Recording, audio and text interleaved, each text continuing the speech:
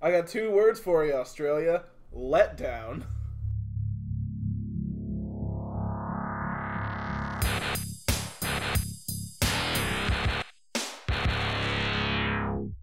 Hello, this is Nick the Iceman. And I'm Danny Marvelous. And we're here for another episode of Weekly Wrestling Chat. Yes, but this week we are joined by our very special guest. From the whole show, Joe the Show. Joe the Show, new member of the WWC over here. Yep, we're going to be doing a thing where every now and again we'll have guest stars on to help. The ones we like, we're going to keep having them back. Yep. Alright, so I guess we should just dive into the pay-per-view. Well, do you want us to do news first, or? Yeah, we can do news first. All right, so we got a couple news situations. Let's start with the good, and we'll move into bad. All right, so first good news, Rey Mysterio confirms his comeback. Next week, SmackDown 1000. Now, I'm beyond excited for this. Yeah. I can't wait for it. He's a legend. He's a literal living legend.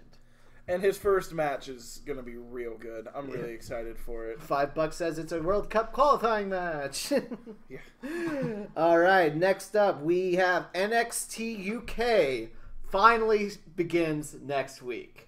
Now, they set this up back in June.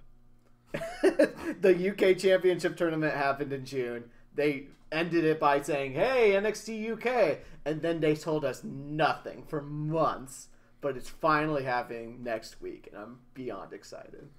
It'll just be another good show to add to the roster. Yeah. All right, but now, unfortunately, we get to the bad. And there is quite a bit of bad. First off, Pete Dunne, the Bruiserweight, the UK champion, is injured. He's out. Like, it probably won't affect NXT for a little while because they pre-tape it. But he was apparently, going to an old stomping ground for one night. He got a pretty severe injury, so I can see them taking that title off him right away. Then we have another injury, Kevin Owens. Oh, really? Yeah, Oh. Kevin Owens is done. So obviously we'll talk about his match that he had on Raw, but apparently Kevin Owens has been dealing with a knee injury for the past 4 months or so, and he's still been going, still been wrestling, but the match that we're gonna talk about later sets up his being gone for a little while, and the reason for that is that his knee issue, they're gonna have to open it up to see what's wrong with it with a minor surgery, and if it's bad enough, it's gonna be major surgery. So he's gonna miss at least 4 months, possibly 8 months, and I think that's probably the biggest loss we've had so far this year. Wow. That's a big one. That's crazy. I can't believe it. And then finally, the last situation is a bit of a politically dicey one. So I'm not sure how familiar everybody is with what's going on in Saudi Arabia right now, but there was a journalist died at the consulate for Saudi Arabia, and it's this whole international issue right now. Anyway, the senator of Connecticut came out and said, if Saudi Arabia's government is responsible for this, we need to cut all ties to that country. Now, WWE has that big events in Saudi Arabia right now, and this is particularly a big deal because WWE's headquarters is located in Connecticut. So, depending on what goes on, we might not see any more of these overseas shows in that country anymore, which is a big blow to WWE's business right now. Yeah, so. the overseas shows have been a ramping point for them. Yeah, and it's how they're getting a whole lot of money, especially this year. But yeah, so we'll see how that goes. Again, I'm sure everybody online has an opinion about it, but until we have hard facts, we're not going to report more on it. So Yeah. All right, but yes, now let's hop right into the Super Showdown. Yeah. Give me some beginning thoughts. Give me some. What do you think about the pay-per-view? I thought from a technical standpoint, the runway was too damn long. It was like a WrestleMania runway without the WrestleMania fanfare. Exactly. Yeah. So there weren't those big fireworks shows that we see at WrestleMania all the time. it was just a long ramp. So long that several times throughout the pay-per-view, a superstar would be like halfway or 3/4 of the way down, and their opponent's intro would start. It wouldn't even make it to the ring. Yeah, exactly. That happened quite a bit. What do you think, Joe? Well, to be honest, I don't know if the pay-per-view was on Monday and Tuesday. Yeah. Or if it was actually, where was it, Saturday? It was Saturday, yeah. Because, we'll get into it, but yeah, I would probably agree that a lot of the major points that should have been hit at this pay-per-view ended up getting hit on Raw and SmackDown. Yeah, it was kind of just a disappointing pay-per-view to me. Yeah. I kind of expected more from, like, how many matches were, like, so built up for it. It just seemed like there were so many good major matches. Really and granted, it wasn't a total loss. There were some good matches. Yeah, there were some good matches. Overall, I'm at the same spot where I'm kind of very meh on the whole thing. Mm-hmm. And a lot of the things that were expected to happen at the pay-per-view just ended up happening in the weekly shows. Mm-hmm. Which kind of discredits the pay-per-view even more. Exactly, and I think pay-per-views are supposed to be where the big stuff happens. Why isn't big stuff happening at a pay-per-view? And now, unfortunately, we have to get to our scoring system. Oh, yes, ladies and gentlemen, you are listening to the first ever WWC champ. Danny Marvelous has won the belt, and I can't see it going off of him anytime soon. Well, we'll see about that. Yeah, we'll see about that. I will defend my championship at Evolution. Well, we're going to watch it.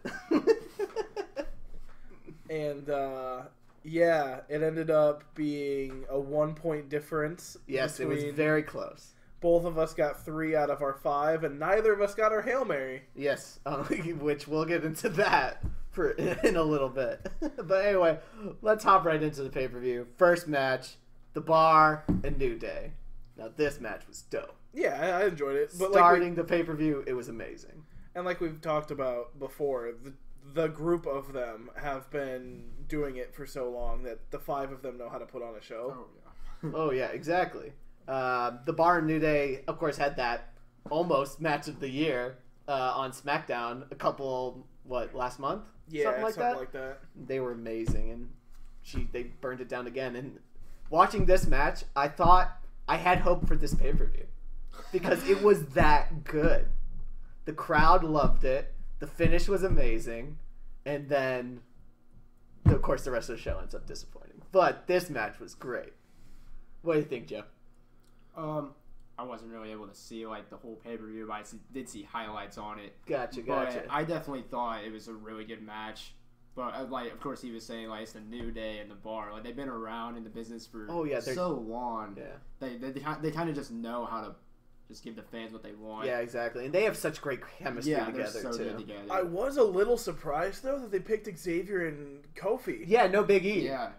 I figured because of the way they've been doing the matches before. I mean, I guess they did it to make people raise an eyebrow. But with someone like Sheamus in there, where he's a little bit of a bulkier guy. I mean, he immediately went for the WWE title when he first arrived in the WWE, so he's a big dude. Yeah, they've been kind of using Big E to kind of counterbalance with Sheamus. So I was surprised when they did Kofi and Xavier, but I really liked it. Oh, yeah, and it was fun. Of course, New Day ends up getting the win. And, just an all-around good match. It was pretty short, but, Yeah, it happens. Happens to all the tag teams nowadays, which is a big disservice. Wasn't the shortest match of the pay-per-view. It most certainly wasn't. We will get to that garbage later. All right, and then after that, we had Charlotte Flair and Becky Lynch. Which was a match that I thought was going to go one way, and it was starting to lean that direction, and then Charlotte kind of started to get momentum, and it ended in a DQ. Yeah, and I thought this was really interesting because a lot of the talking points we've had recently is about Becky Lynch and the heel moniker. Like, is she a heel? Lots of people have been like, no, she's like a Stone Cold Steve Austin. Stone Cold Steve Austin would have never intentionally gotten himself disqualified, even when he was a heel. Like, it's just not a Stone Cold Steve Austin thing. Becky is a heel, period. Oh, yeah. That moment where she tries to leave with the belt is a very heel moment, and then using classic, it, using it to get the DQ, just cemented the fact that she is in fact a heel. Yeah, exactly. I definitely think she's doing it very well, though. Oh, a point off the hell heel. yeah! And I don't remember who I was talking to about it, but somebody compared her to kind of like a reverse Roman Reigns. Okay. Where she's a heel and they expect you to boo her, but everybody loves Becky Lynch, so they're going to cheer. Yeah, exactly. Yeah. Where they're not, the crowd isn't reacting the way they should based on the role. But granted, based on both of those guys, WWE does not care. They are going to keep Becky heel, and they're going to keep pushing Roman. But yeah, this match was also good. Like, another reason that I thought the pay-per-view was off to a good start. Yeah, the first two matches were good, and I was hopeful. Then we get to the next match. Do you remember what it was? I actually do not have it in order on That's here. fair. I just have my score. All right. Bobby Lashley and John Cena Bobby Lashley. versus Kevin Owens and Elias. Cena's hair. Oh, boy. He looks like a dork. And I'm a big Cena fan, but this look is not working. If there was a look that John Cena could have picked to show the world he was 50 and divorced, it was this one. I mean, yeah. And see, that's the thing is that, like, John Cena's look has been kind of consistent almost his entire time in the WWE. He went from Thuganomics to crew cut jeans. Yeah.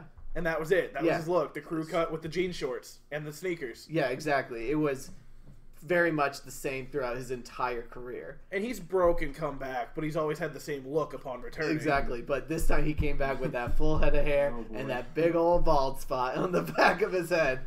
And we were all... And Twitter went nuts. They went crazy for this. The match was okay. Yeah. It was fine. I wish they would have let John Cena do more. I wish they would have tagged him in and then had him tag Bobby and done a little bit of a back and forth. Yeah, but instead they did the classic isolate the babyface. So Owens and Elias beat down Bobby Lashley for a little while. Gets the hot tag. John Cena does his usual routine. With a new addition. Let's talk about the 6th move of Doom. The John Cena Lightning Fist. Supposedly you've been working with Jackie Chan to perfect this one. But let's be honest, this move sucks. It's lame. It's dumb. And I hate it. Roman Reigns' Superman punch is more impressive than this move. That's sad. That really is. I mean, Big Show's finisher, where he just, closes his fist and doesn't super punch. But that's cooler than this move.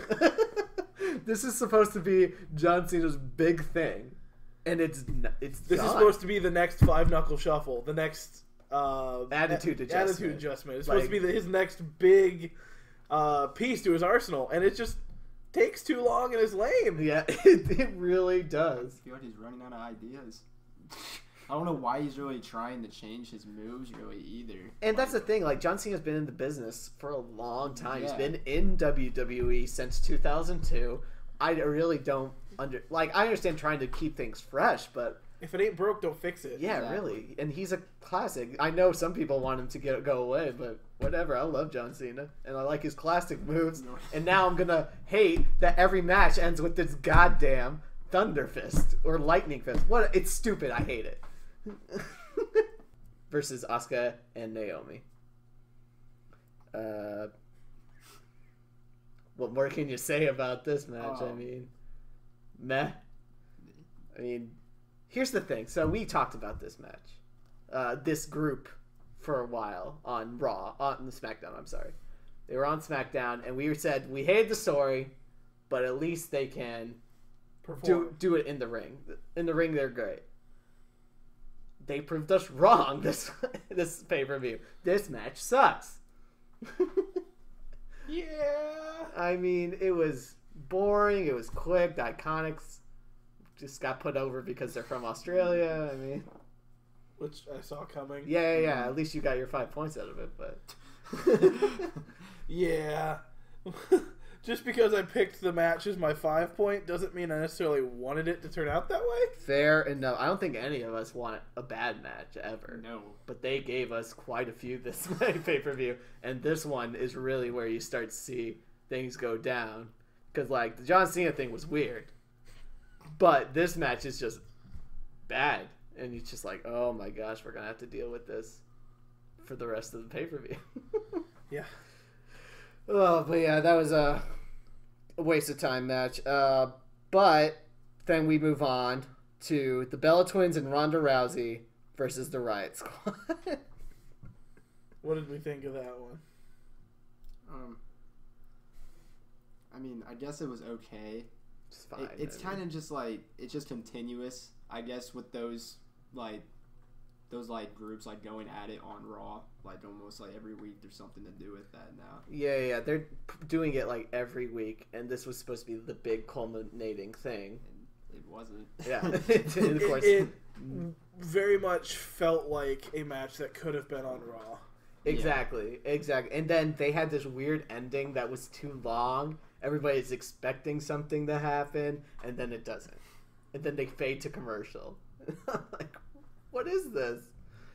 And by the way, this was another situation of a tag match with isolating the babyface. Yeah, all of the tag matches in this pay-per-view were basically the same match. Exactly. Isolate the babyface, beat him up for a little while. They get a hot tag on, in this case, Ronda Rousey. She beats the crap out of them. They win. 1, 2, 3. Which is why I liked the Bar New Day match so much, because it very much was evident in the other tag matches that there was one person on whichever tag team that they were trying to put over. The John Cena match, it was Cena. Yeah. In the Riot Squad match, it was Ronda Rousey. Yeah, they're just trying so to they put very some people much over. just prolonged, kind of stretched the match out until they get the hot tag on the person they wanted to put over, and then they just do their thing and win. Yeah, exactly. Which is why I liked the New Day Bar match, because they weren't trying to put anybody over. They were just doing a tag match. Exactly. And this is something that we really saw on this pay-per-view, is that all the Raw matches are non-title. They're not really for anything. They're leading into other stuff that's just going to continue after it. We talked about this a little bit, but it felt like SmackDown prepared for a pay-per-view and Raw prepared for a house show. Like, this, and it shows in the whole pay-per-view, in my opinion. Yeah. Yeah, very disappointing. But then we get... before we move on, can we talk about the double armbar? Which doesn't make sense. Do we have to? Yeah, exactly. It was horrible. Double armbar, which basically means nobody's arm is getting bent in the wrong way. Don't get me wrong. It looked kind of cool. Yeah. But if you're supposed to believe that it's going to torque two people's arms that way, it's not how biology works. It's not how physics works. Yeah, it's just... Then we get to a great match, though. Cedric Alexander versus Buddy Murphy, and this was the match everybody loved. And I mean, we get a new cool Cedric Alexander costume. Yes. The Spider-Man. Yep, the little Spider-Man. And he, of course, uses it again on 205 Live this week. Yeah. But yeah. Cedric Alexander and Buddy Murphy. Of course, Buddy Murphy's the hometown hero. Comes out with the flag, waving it around. The crowd is going nuts for this guy. And of course, this match was just absolutely fantastic. It really blew the roof off of this place. I have very few 205 matches I've seen in pay-per-views that haven't been real good. Exactly. Most of the 205 really matches are on point. Yeah. They really do. They just succeed every step of the way. And now that Triple H has taken over that brand, it is so much fun. Yeah, I totally agree with that one. All right. Of course, then Buddy Murphy gets the pin. He kicks out of the lumbar check, which nobody has ever done. Yeah, I thought on 205 Live. Yeah, I thought that was pretty game over. Yeah, because that's Cedric's finisher, and nobody's kicked out of it at this point. He's had this long title reign since WrestleMania, and everybody's fallen to it. But Buddy Murphy kicks out of it, gives him Murphy's Law, and then he gets the win, and there's a new cruiserweight champion. And the crowd goes nuts. Yeah, they were loving it. There were signs for Buddy Murphy. There was everything for Buddy Murphy. They loved him. All right. But then we move on to the Shield versus the Dogs of War. I really liked this match up until a certain point. See, I was actually hyped for this match. So, Raw really set it up pretty well for a storyline that I was kind of already fading on. I was already kind of losing it for this show, for this storyline, but they hyped it, and I was like, okay, I'm actually pretty excited about this. And then, boom, we get into the match, and they basically beat up Seth Rollins for 10 minutes. And then he gets the hot tag, and, you know, classic tag team situation on this pay-per-view. I didn't mind it as much because there was a little more after the hot tag. The hot tag happened, and then, like, there's still more of the match, and it wasn't just hot tag, game over. Fair enough, fair enough. There was one shot in particular I loved with this, and I was waiting for them to pull the trigger, and they didn't. It was when Dean Ambrose got hit real hard, rolls out of the ring. Oh, yeah, then, by Roman Reigns, right? Yeah. Yeah. Roman goes to hit, I think, Braun Strowman. Yeah, with the Superman punch. And he ducks it, and it hits Dean Ambrose and instead. You were sure that your Hail Mary was coming true at this point. And they set it up to where they've got Seth Rollins and Roman Reigns in the middle of the ring, kind of like recovering. And you see Dolph, Drew, and Strowman on the three sides of the ring. And then opposite, behind the two Shield members in the ring, you see Dean Ambrose climb up. Yep. And the four of them are surrounding Roman Reigns and Seth Rollins. And I will agree that this spot was fantastic. And just the shot of that, if you could just photograph that shot, it was so well framed. And I was like, this is it. This is the heel turn. They've led up to it. This is the trigger. They're going to pull it. And then they didn't. Dean Ambrose just gets in the ring, runs across, and punches Braun Strowman. And nothing happens. Yep, and they just do the usual thing.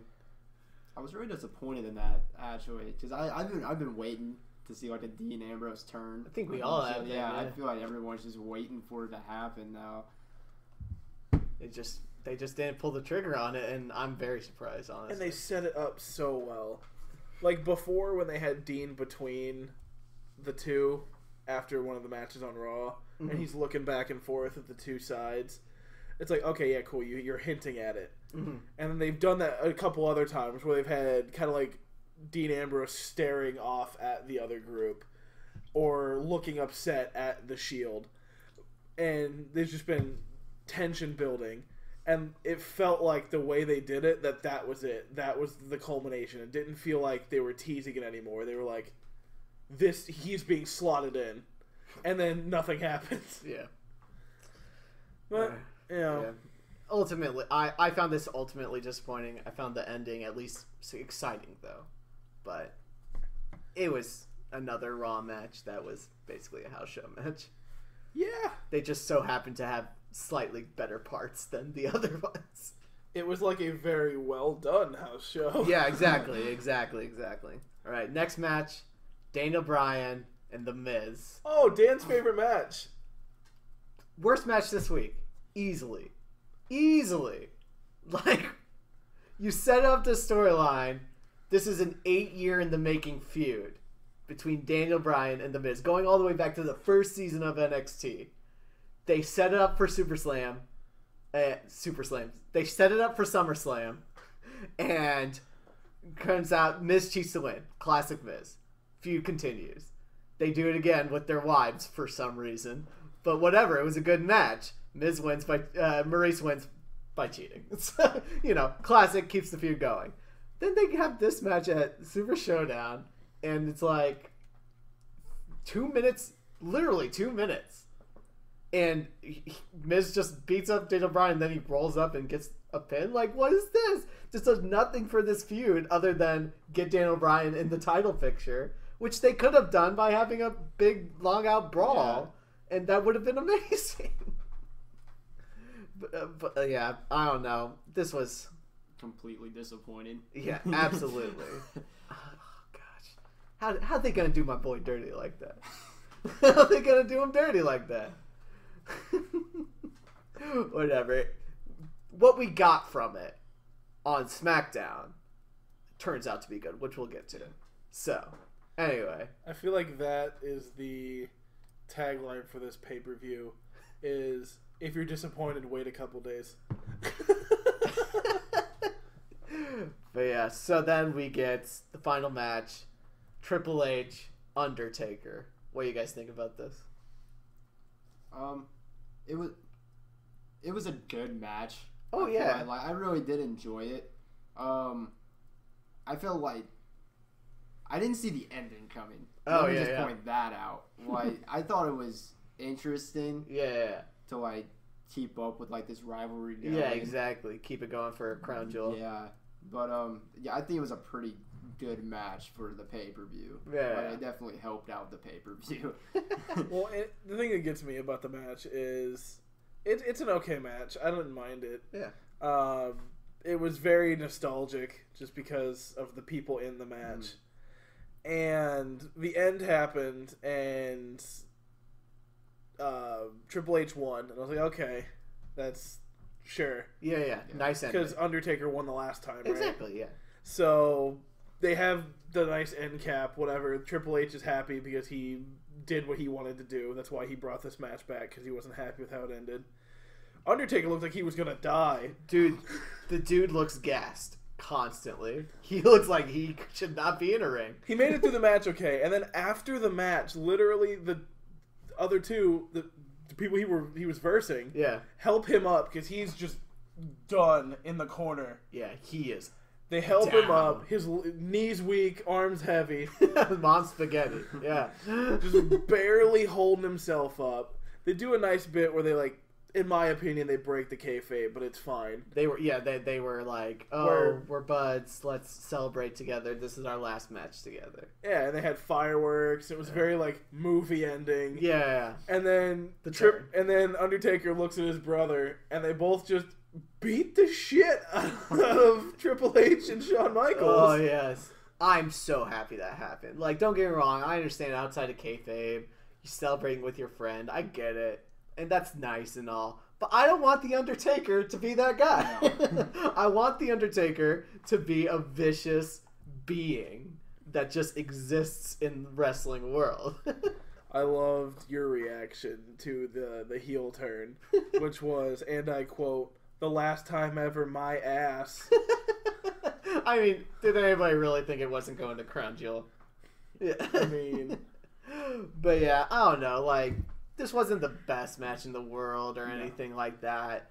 And, like, definitely both these guys, it's clear that they haven't been in a ring for a while because they both, like, especially Undertaker, just that cardio that you get from being in the ring, like, every week has to be significant. And there were a couple botches, but like, comparatively, I thought it was a pretty good match. Yeah, exactly. It's hard for me to hate this match because it's two legends just fighting it out. It was my third favorite match. That's fair.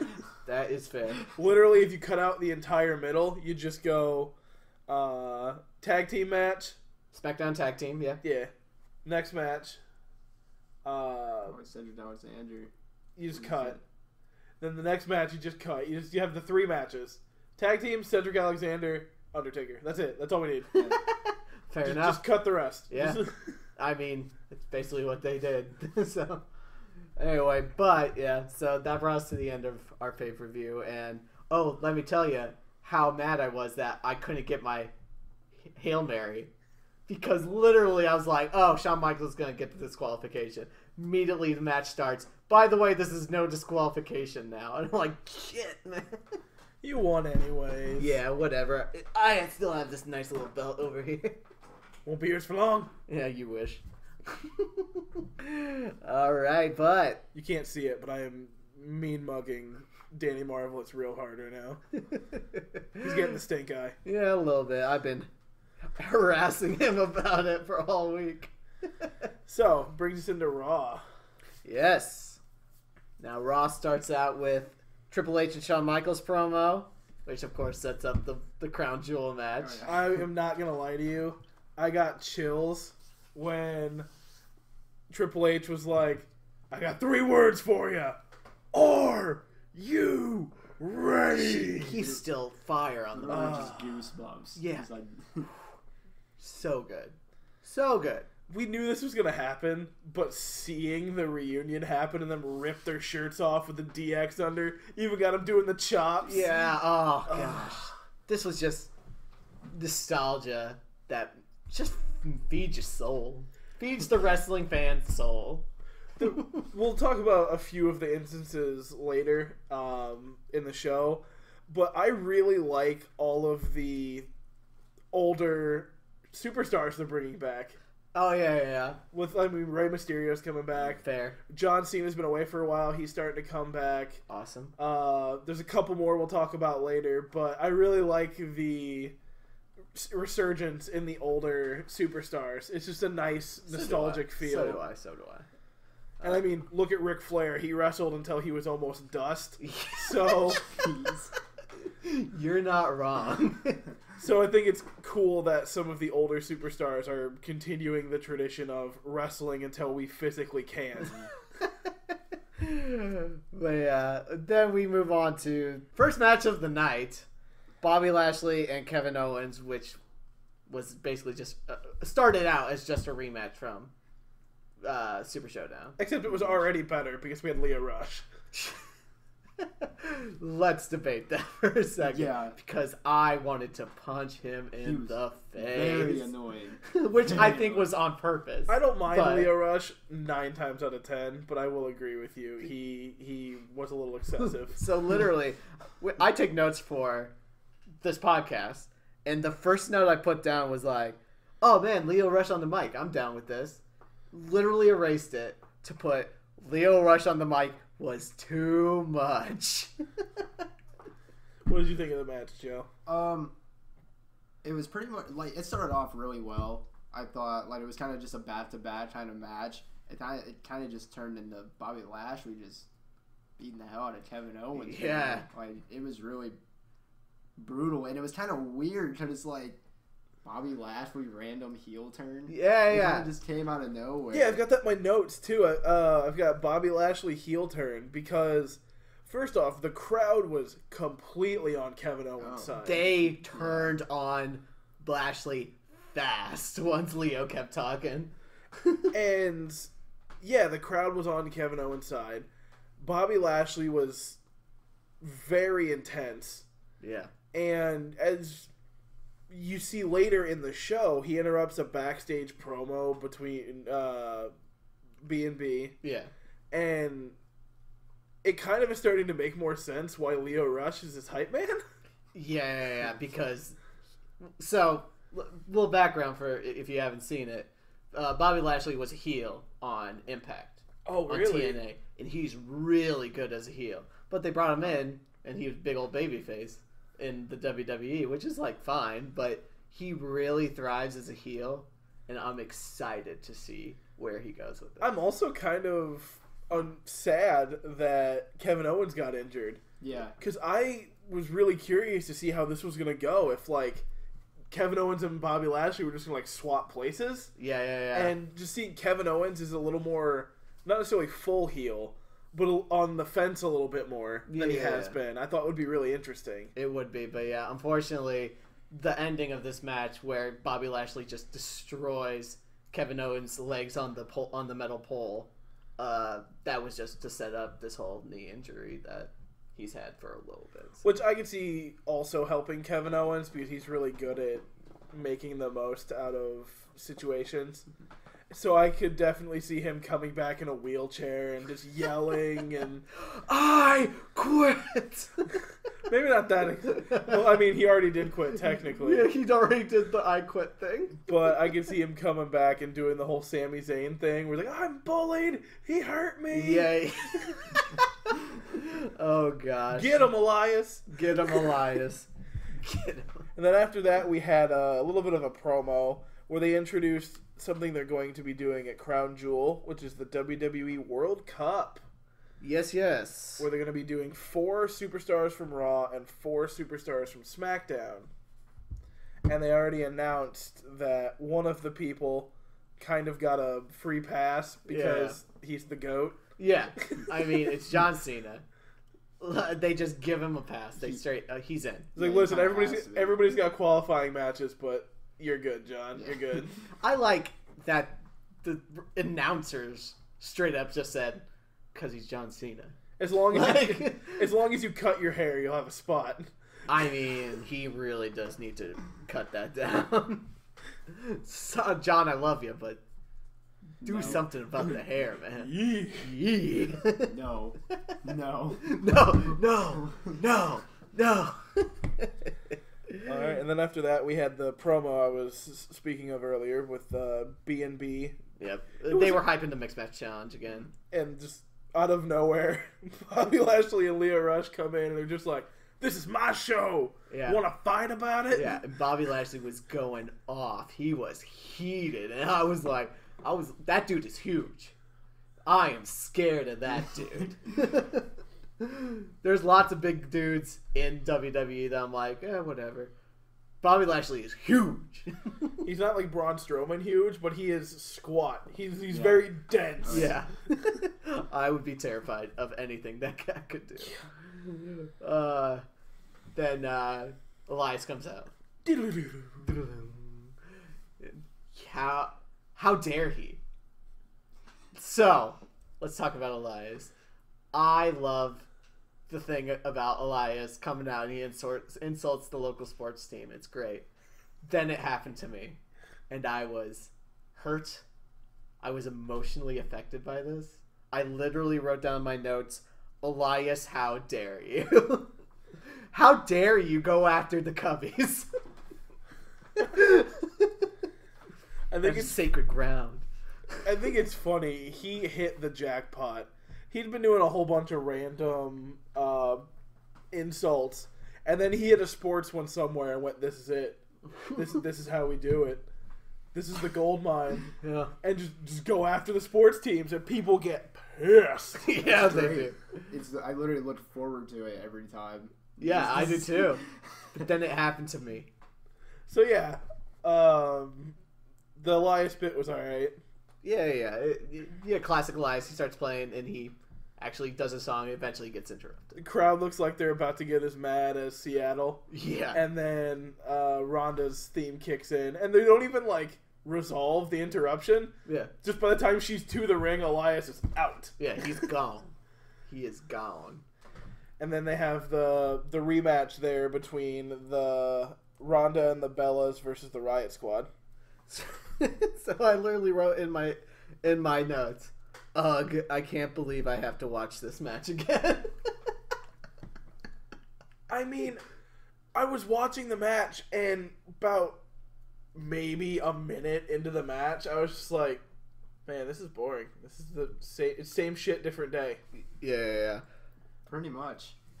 It didn't really get, to something till the end of the match. And even when the match ended, I was like, are you shitting me? Because I was for sure they were going to give it to the Riot Squad, because they've lost every match, right? Yeah. They lose all the time. I was like, they have to give it to them, otherwise it does nothing. And then Rhonda and the Bellas won, and I was legitimately pissed. I started to write in my notes, bullshit match. Yeah. And then the heel turn happened. Yeah. Before we get to the heel turn, I want to talk about Ronda Rousey. She is too strong.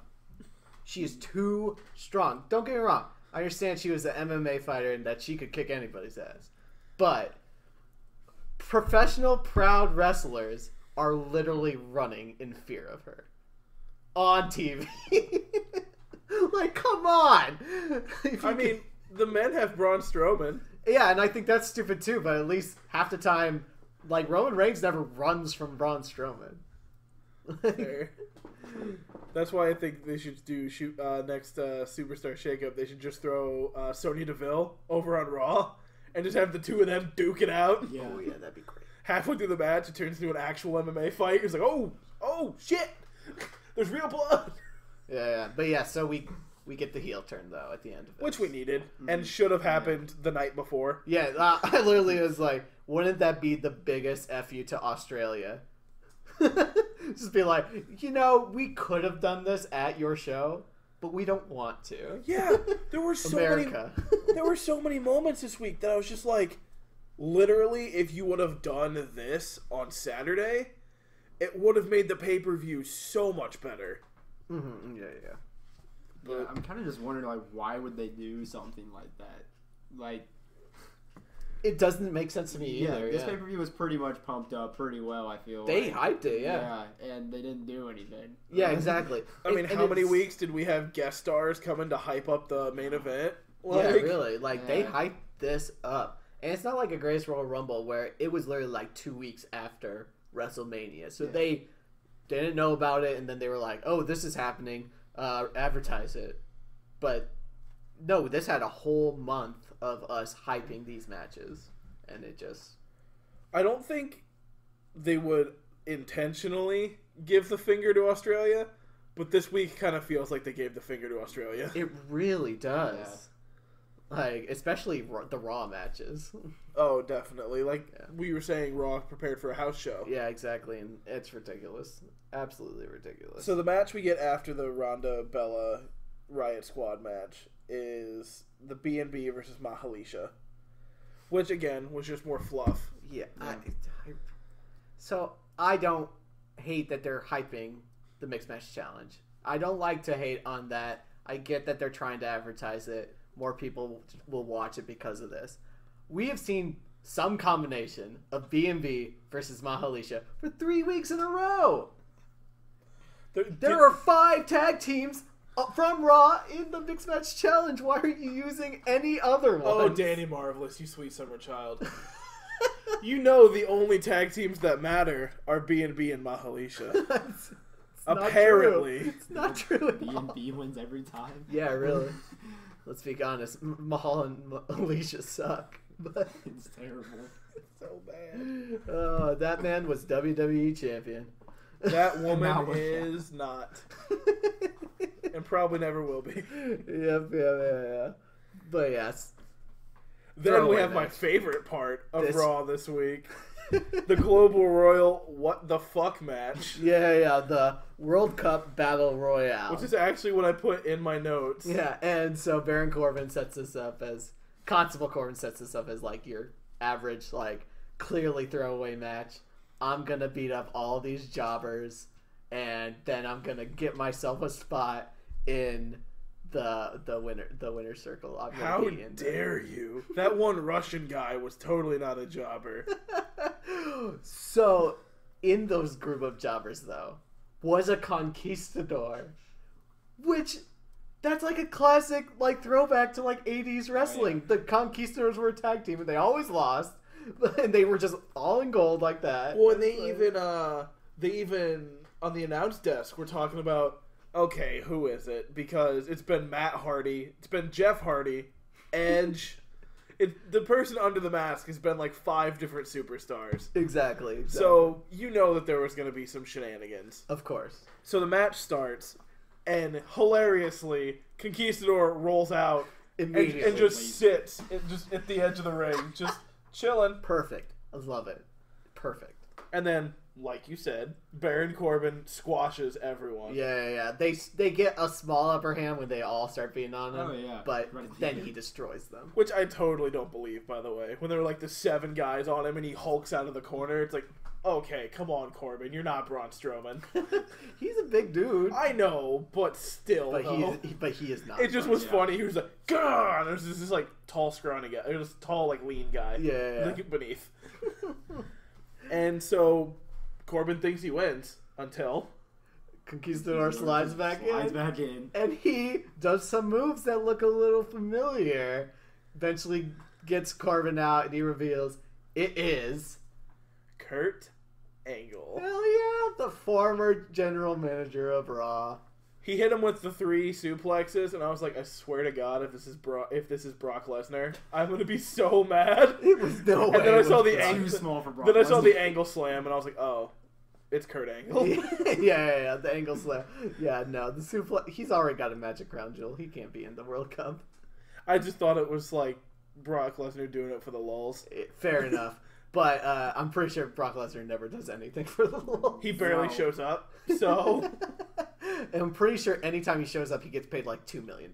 So Also, hilarious. yeah. Also, I would love to see the conversation where Paul Heyman walks up to Brock Lesnar and goes, "Hey, can you put this shiny gold suit on, please?" And he's just like, "Kill yourself."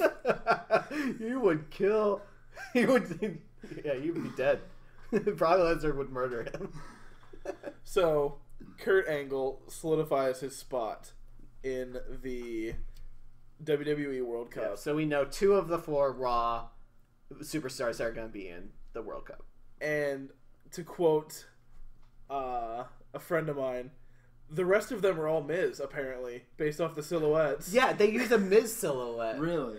Like, it looks like a 2010 Miz photo shoot. And it just looks, his hair and everything, it looks like the Miz. So he's like lean and stuff. So in the picture, you have John Cena, Kurt Angle, and then 6 Miz silhouettes. It's really funny. With question marks on them. Trust me, look at it and you will not be able to see anyone but the Miz. And they've used that one before, too. They use it all the time. That's like their stock silhouette. Yeah. Which just makes me laugh because the Miz is already like, I own this show, I'm everywhere. Yeah. And then they use his silhouette all the time. He's literally everywhere. So, after that, they interview him and he says, I'm still on vacation. Yeah. I don't know what you're talking about. Classic. I was never here. And then leaves. Yeah, I'm the conquistador. Bye. And then after that, we had a really weird match. Yeah, what the heck was this? So we had Ember Moon versus Nia Jax. Oh, yeah. And Ember Moon ends up winning. Which isn't really, like, the weird part for me. The weird part is they come in, right?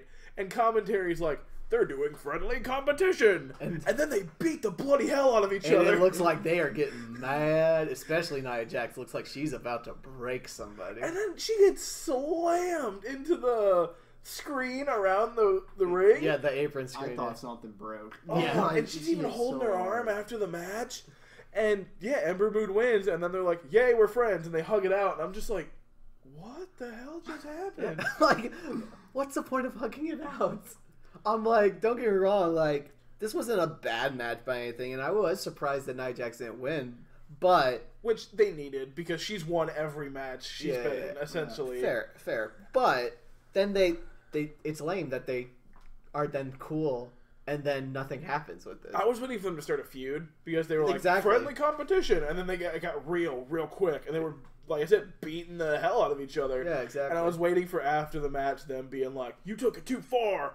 We have beef now! Rah! Yeah. And then they hugged it out, and I was just confused? Yeah. I honestly think one of them should have turned heel, because Ember Moon is currently teamed up with Braun Strowman for the Mixed Match Challenge, and Nia Jax thrives as a heel, if we're being honest. And I like them both a lot, and would love to see more of both of them. Yeah, and I'm always down for more women's wrestling. It's just that this match was pointless.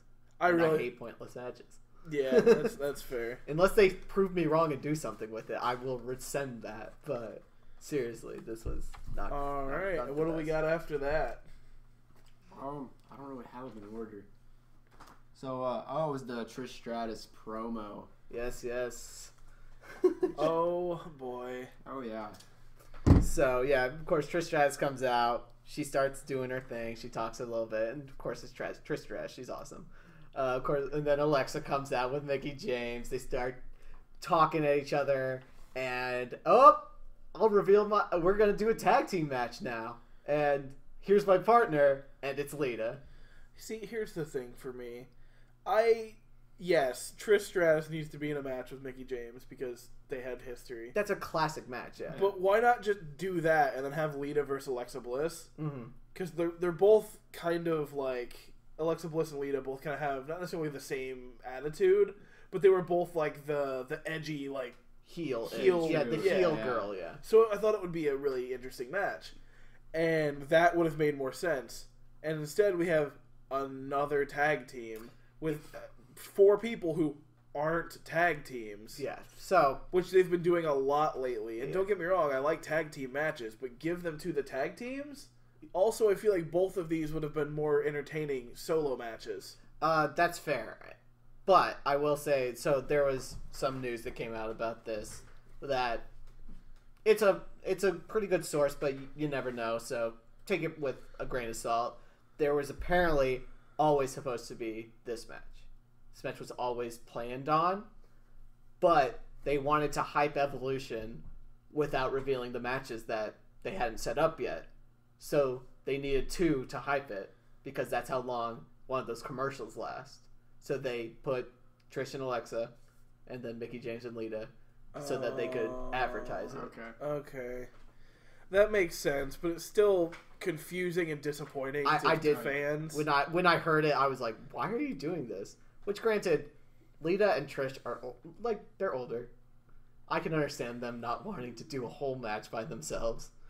And Alexa is injured, so I can understand her not being at full capabilities right now. Oh, I forgot she got injured. Yeah. She's still fighting, but she's still active, and she's cleared, but she's been on rest for, like, the past month, so. I also was very much hoping when Mickie James and Alexa Bliss were like, I think we should both fight you. I was waiting for it to be announced as a handicap match. Because I wholeheartedly believe that Trish Stratus could beat both of them in a match. Yeah. And that would have been so good. It would have been. She's just like, you two want to team up and fight me? Cool, I'll just beat you both. Yeah, I mean, let's be honest. Trish Stratus is probably the most iconic female wrestler of all time. And is still a badass. Yeah, exactly. She's great. So after that, we had another match that... it's a match.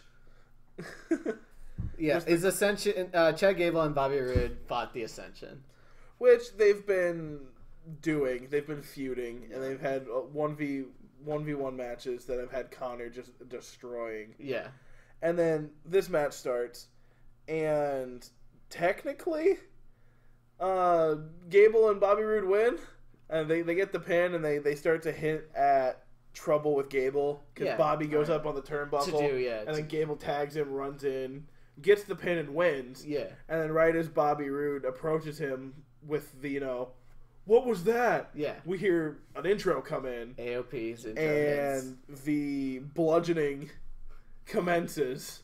It was very reminiscent to when the Bludgeon Brothers stormed in on the bar in New Day. Yeah. And AOP just stormed the ring and demolished all of them. Those are 2 big dudes. I just like when they came out, when they hit Connor, and they looked down at him like they didn't mean to hit him right there. Yeah, that was cool. It was just like, whoa, all right. Let's keep going. We walked into you. Sorry, we're large. Yeah. But, like, what is up with the storyline? I don't know.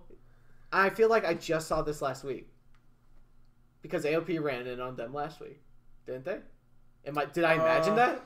I could have sworn that happened last week. I don't know, but I do know that I'm curious if Baron Corbin had anything to do with it because, like we talked about last week, Baron Corbin's been basically using AOP as his bodyguards / strike force. Yeah, and it's just been like, get him, and then throwing AOP at people. Yeah, so they did do this last week then because we talked about that. I thought, was last week when they fought the Shield?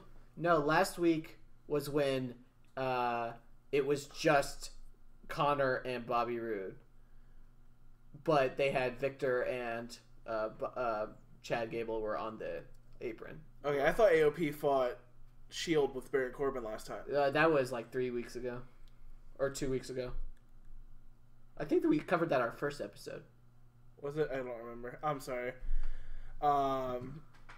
But nevertheless, they've been used as enforcers, and this is not the first time they've done this, and I'm curious if they're going to actually give us some context, or they're just going to keep running AOP into people. Yeah. But, oh well. Yeah. Then after that, we get the sick promo. Paul Heyman. Oh, boy. It's Paul. Yeah, of course. It's Paul. He's the best. Yeah, just coming out, talking about Brock Lesnar.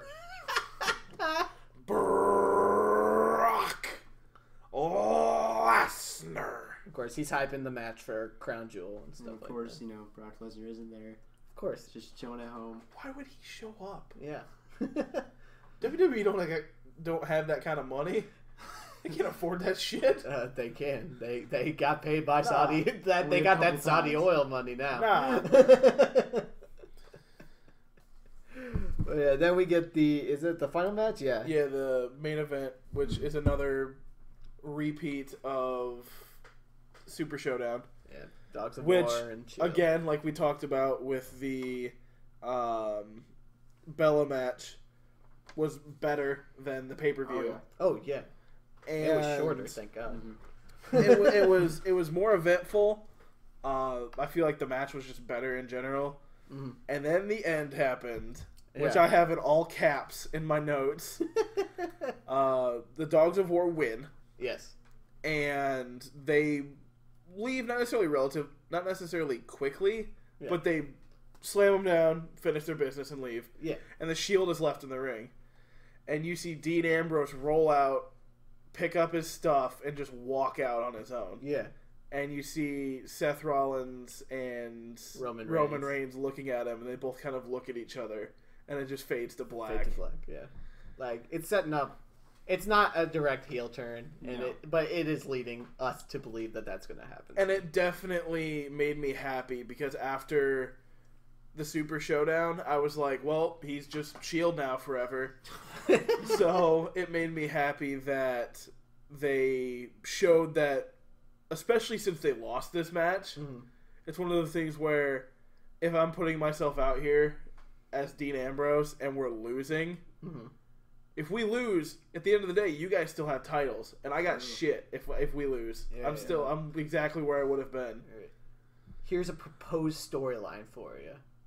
So we know Roman Reigns is already busy on his own at Crown Jewel, but we don't have an Intercontinental title match.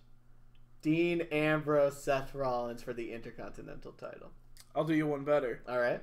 Add Dolph Ziggler, make it a triple threat. Oh, that would be fun. Oh. That would be really Dean Ambrose fun. doesn't pick a side. He's just out. He's on his own. Oh, yeah. But they got the tag team titles, though. Are they Oh, defending yeah. them though? Are they defending them though at Crown Jewel? There's no match right now. And they could also lose them before that. That is true. True. Yeah, they won them on an episode of Raw. They Yeah. could lose them on an episode of Raw. But I think that would be really cool if Dean Ambrose didn't pick a side. He was just like, I'm not affiliating with either of you. I'll fight everybody. And then they make it a triple threat. Yeah. What did you guys think about this episode of Raw? I thought it was good. I really did like it.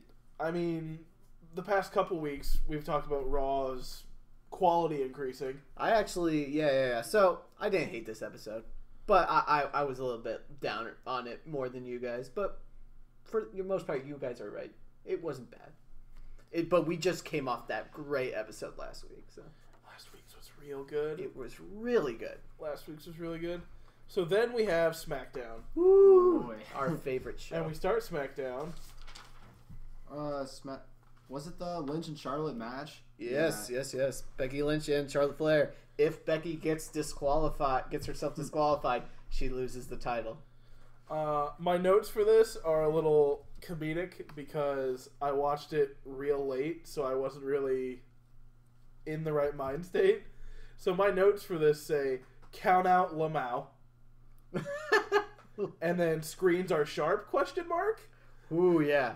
So, this match was actually not bad. Like, Charlotte Flair and Becky Lynch never really have a bad match. Again, it was better than the pay-per-view. Yeah.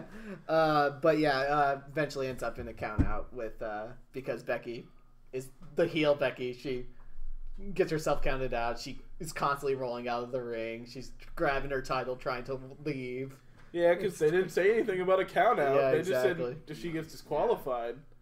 And then Charlotte gives chase and gives her a nasty spear through the screens. Ooh, yeah. And I don't think it was supposed to be that bad. I'm pretty sure that they were just like, oh crap, I think Charlotte got her hand cut on something. I think it was a wrist. Or got stuck on something. Yeah. And when you can tell when they start to move Charlotte, Yeah. that those screens are like Yeah, they are tight around Becky. They're like pushing in on her real hard. Yeah. But I'm guessing Charlotte's wrist got stuck, and that they were like, Becky, pretend like you're knocked out. like, because this is gonna take a little bit for us to get Charlotte off of you.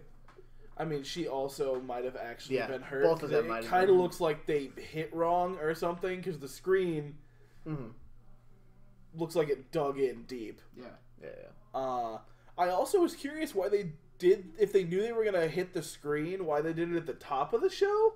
Because then you have this awkward bit where every intro for the rest of the show, there's just a square missing.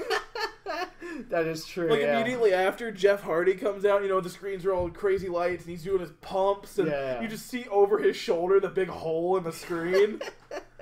Yeah, I don't know. I felt more organic that way for me.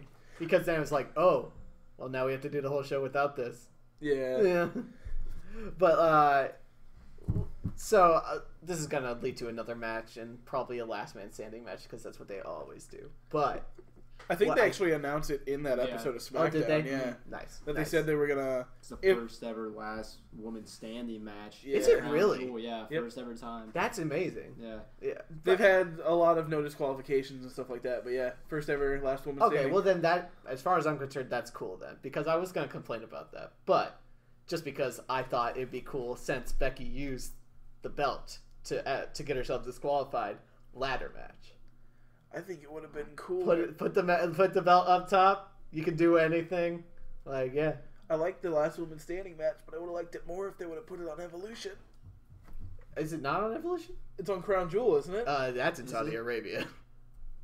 Or it's got to be on It is Evolution on then. Evolution, It's got to be on Evolution because they won't not defend the. I thought I heard them. Yeah. Thought I heard them say Crown Jewel, but now that you say that, it's definitely like, not on it's Crown like, Jewel. that's Saudi Arabia. They ain't doing that. Which also I feel like is why they're doing Crown Jewel, because they're doing Evolution right before. So they're just like, all of the women can go to this one. Yeah. I think Saudi Arabia is bad. Yeah, I think they're more doing it because Saudi Arabia was like, here's $20 billion. Holy God! It's not that much. It's like $20 million, but it's still a lot. But it's an obscene amount of money. So I'm looking forward to that. The last woman standing match. That'll be cool. But like we've said before, they both are very good at what they do. Mm-hmm. Yeah, exactly. I'm excited. And now that they're like fully gas pedal on heel Becky, I'm curious to see what all they'll do, especially since last woman standing means you can use ladders and tables and stuff like that. And Becky Lynch, Charlotte Flair for the SmackDown Women's title, that's a match made for Evolution. I just want to see Becky Lynch get speared through a table. Ooh, that would I be love Becky Lynch, heart and soul. Love Becky Lynch, always will. But Charlotte's got a mean spear. She does. And Her spearing spear's people great. through tables is fantastic. Yeah. All right, but then we get the first qualifying match for the World Cup. Jeff Hardy and Samoa Joe. Which didn't go how I thought it was going to go. Literally the opposite way I thought it was going to go. I was like, oh, poor Jeff. He's going to get tapped out. Especially since they were talking about his injury for so long, and it's his first match after fighting Randy Orton with that gruesome Hell in a Cell match. Well, I thought they were going to do this to help put Joe over more because they just made him lose the title. And then he didn't lose. Yeah, exactly. Jeff Hardy ends up getting the win because Joe is injured. Yeah. Whew. Is he actually injured? He's legitimately having a back issue. He doesn't do the Swanton and house shows. No, is Joe injured? Oh, I do not know. Because I know he's got bad knees. Like, it's just a thing he struggled with for a while. Yeah. And in the AJ Styles match where he messes his knee up, like, his reaction is immediate. Yeah. I kind of was looking at my buddy who also has problems with his knees. I was like, did he actually just tweak his knee there? Because he struggles the rest of that match. And I mean, acting. But it wouldn't surprise me because when he hit, I'm trying to remember what he hit. When he hit the knee and like injured it real bad towards the end of the match, it didn't look like he landed right. Yeah. So I was like worried he actually messed his knee up. Fair. But yeah, I'm really surprised they didn't give this to Joe. Like, really surprised. And now our roster is Kurt Angle, John Cena, and Jeff Hardy. Yeah. The phrase "what year is it" just seems to keep coming up. Yeah, really. It really does. And then they also announced in this episode, which they announced it later, but since we're talking about it now, we might as well bring it up. That next week on SmackDown, they're doing a Rey Mysterio Shinsuke qualifier. Yeah. For the World Cup. Exactly. And I like them both, and I'd be happy if either of them won. Yeah. I really want them to give it to Rey Mysterio because it's his first match back, and they got to put him over. Yeah. Which also kind of, what year is it? Because then it adds Rey Mysterio to the mix. Oh, boy. Yeah. It's going to be something. And then after that, we had Miz TV. Miz TV with Daniel Bryan and AJ Styles. Which I thought was weird. Yeah, it was really odd. Well, it started out really like, oh, okay. But then Miz snaps, and he goes off on these guys. And it is, like, I don't know if they plan it or if he has anything to do with, like, the script, but he is fire every time. I definitely think I thought it was like interesting on Miz TV, like seeing these guys on there, but like it seemed like they kept on just like messing with the Miz. Yeah, Which yeah, really the whole pretty time. much just pushed him over the bar. Yeah, I was like, come on, guys. Well, and we've seen before, back when Daniel Bryan wasn't wrestling, and they had the after shows with Daniel Bryan and Talking Smack, yeah. Talking Smack, and then Miz would come on. He would always, like, his rants that the Miz would do on Talking Smack, this was on level with that. Yeah, fair. Like, they were always, like, the high intensity, just, like, the yelling rants, and it was just so well written, and he knows it all so well. I loved when he went off on these two, though, because, like, obviously he's been insulting Daniel Bryan for the past 8 years, and so he knows all that, but I was like, what's he going to say about AJ?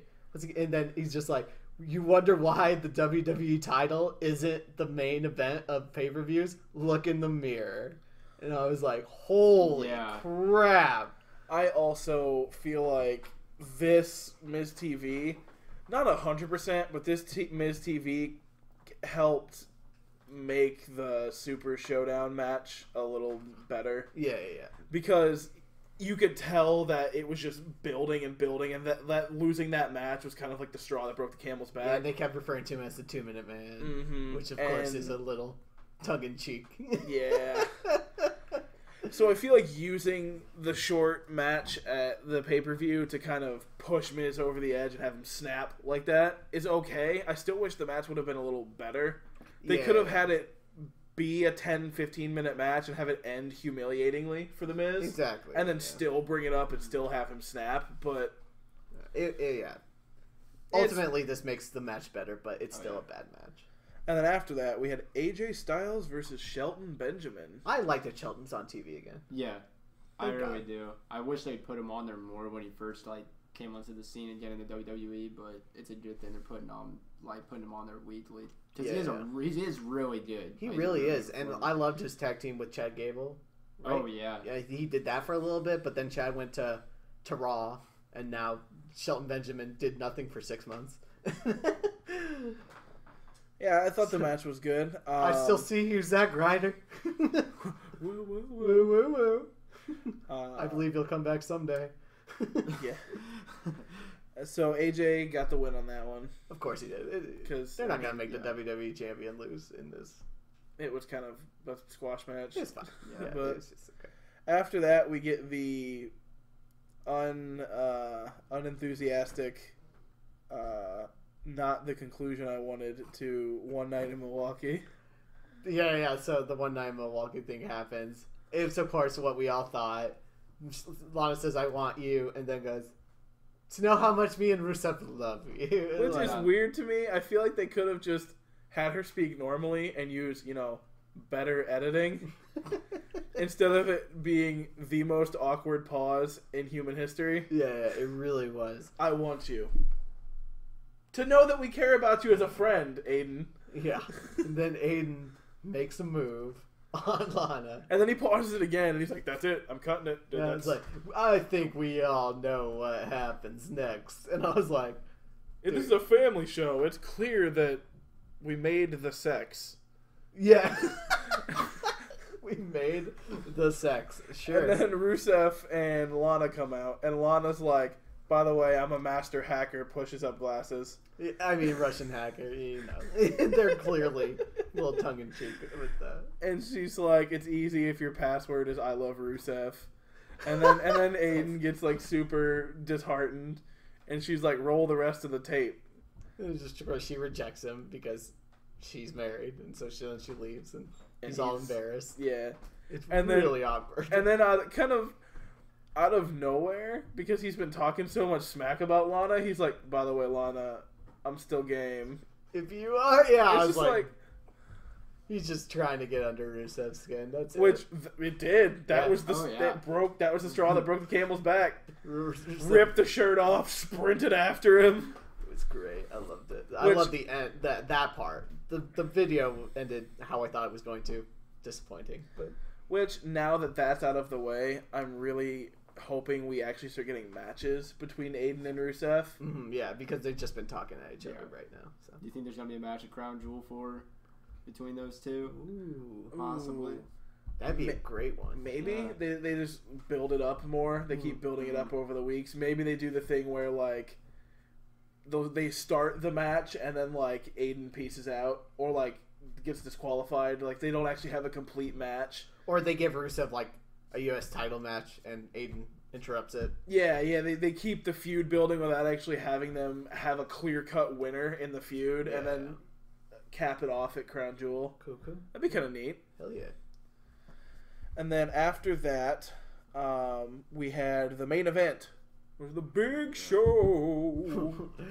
Big Show coming back for, long time. Over a year. Who weighs less than Braun Strowman now. Yeah, he is. Surprising. He slimmed down. He is 2 pounds lighter than Braun Strowman. Which is insane. He's the Slim Show. He's the as Slim Show. My buddy referred to him as. And so the match starts, and it's okay. And watching it, I'm just like, they got to give it to Big Show, right? Because he's coming back. This is his first match back. And it's the Big Show versus Randy Orton. Nothing against Randy Orton, but the Big Show. Randy Orton, he's great. He's great. And so I was like, just out of pure size, Big Show has to win this. Okay. Choke slams him like twice. Just laying into him. He pushes Randy Orton onto the apron. Ref is to his back. Gets the thumb in the eye from Randy Orton. Stumbles backwards. And then, per usual, we get the RKO out of nowhere. Classic. And that's actually really interesting because he hasn't done the RKO since he got back. Oh, really? He has not RKO'd anyone since coming back. Yeah. Because he came back as a heel and everybody chants RKO because they love Randy Orton. And so he just hasn't been doing it. He's even been like teasing it. Like he said, like 3 most dangerous letters, RK. And then he stops. He doesn't do it. And the audience is like, oh. Yeah. But he hasn't hit anybody with an RKO since coming back. That's crazy. I did not know that. I didn't even think about that. Yeah, so maybe it's because I was thinking about all the other gross shit he's been doing. Yeah, he's been doing some pretty intense stuff. Man, I didn't. Yeah, I did not even realize that. But yeah, Randy Orton gets it. Yeah, and he qualifies for the World Cup, and now this World Cup is. What year is it? Yeah, looks like a Money in the Bank match from 2010. 2006. From 2006. So yeah, that match wraps up, and that is SmackDown. Yeah, good show. SmackDown's always good. Yeah. I haven't had issues with SmackDown. It's just been consistently better than Raw. Yeah. Then we have NXT. Well, we have the Mixed Match Challenge first. Oh, that's right. I'll let you guys get into these because I wasn't able to see these. That's fine. Just chill, and then we got the questions at the end. Okay. Hop in on those. It's fine. Our first episode, I didn't see any of these either. I was Yeah, like, take it away. So Danny I Marvelous. basically just recapped them, so don't worry about it. But yeah, Mixed Match Challenge, it was fine. It's Mixed Match Challenge. It's better than last week. B&B versus Monster Eclipse was the first match, and of course those guys are always good. It's Ember Moon, Braun Strowman, Finn Balor, and Bayley. I mean, how bad could it be? And then Phenomenal Flair versus the Fabulous Truth. There was a bit "What's up?" versus Woo chants. So like, R-Truth would go to the crowd, start getting them, and then Charlotte Flair would do the same thing, and so just keep going. And then they did the 7-second dance party thing from Truth TV, which was fine, but they literally did a dance battle last week with Ravishing Rusev Day and Day One Glow, and so I was just kind of like meh about it. And then so I know it's a little bit of a sillier show, like they don't take it as seriously, but Carmella literally runs away from Charlotte, and I'm like, didn't she beat her clean at Backlash? But yeah, whatever. It was a roll up win. AJ Styles rolls up R-Truth at the end and gets a win. But yeah, so then we move on to our Wednesday shows.